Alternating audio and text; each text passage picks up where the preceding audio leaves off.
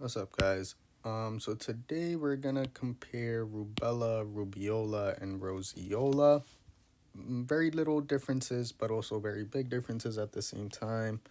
Um, so yeah. So rubella is also known as German measles. I like to remember it by saying there's German rubies.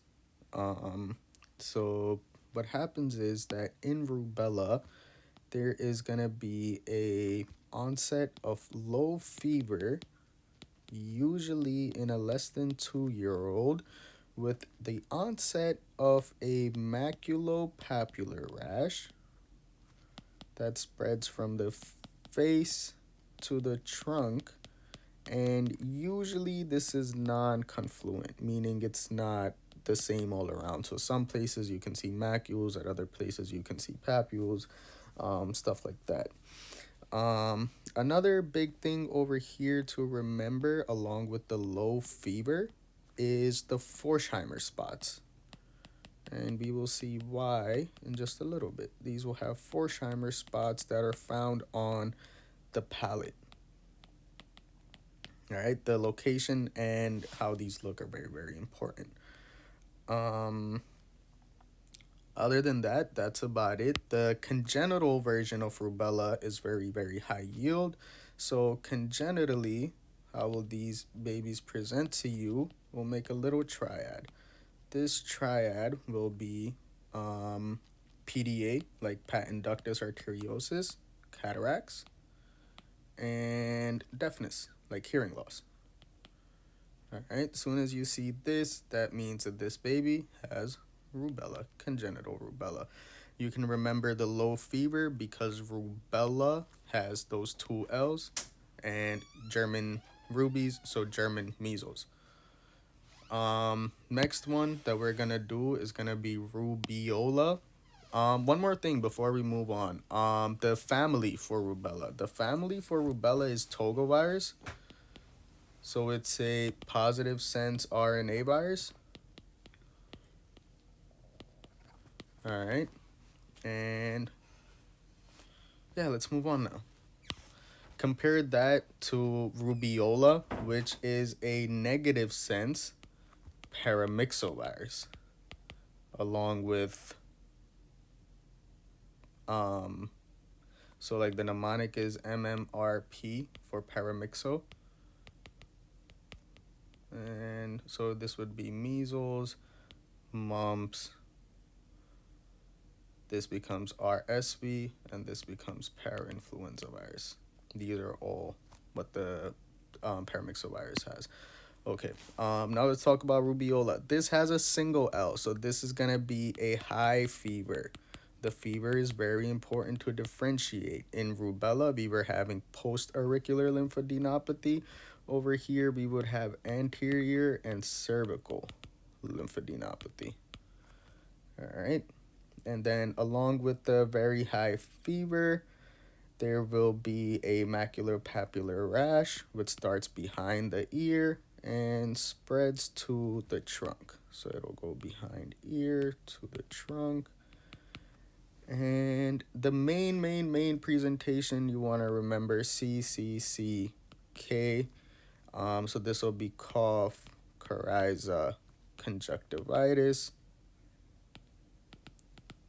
And this will be Koplik spots, which are found on the buccal mucosa, on like the cheek.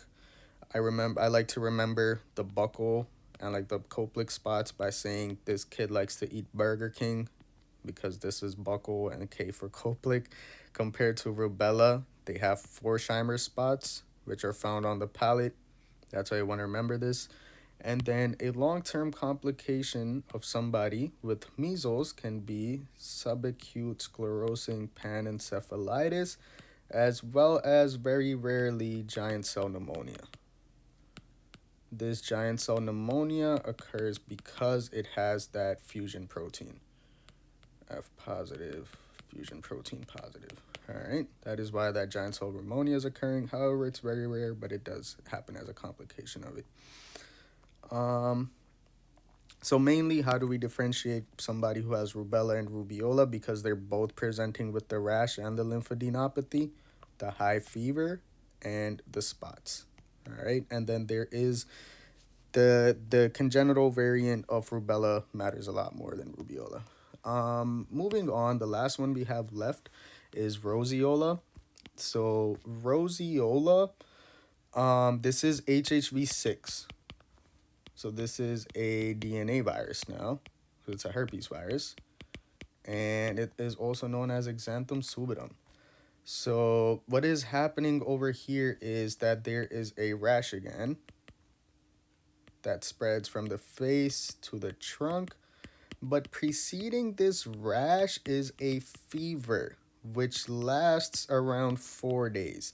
So if the question says that the fever happened for 4 days and then the child started getting the rash, you want to start thinking roseola. If the fever is happening and the rash is happening like concurrently or just a little bit back and forth, then you're thinking between rubella and rubeola, and then you look at what type of fever. Is it high fever? You go with rubeola. If it's low fever, you go with the rubella. If it's cough, coryza, conjunctivitis, you're going straight for rubeola. If it's a young child with PDA, cataracts, and hearing loss, it is rubella. That's about it. This should be more than enough for us to distinguish between roseola, rubeola, and rubella. Let's move on to our question really quickly.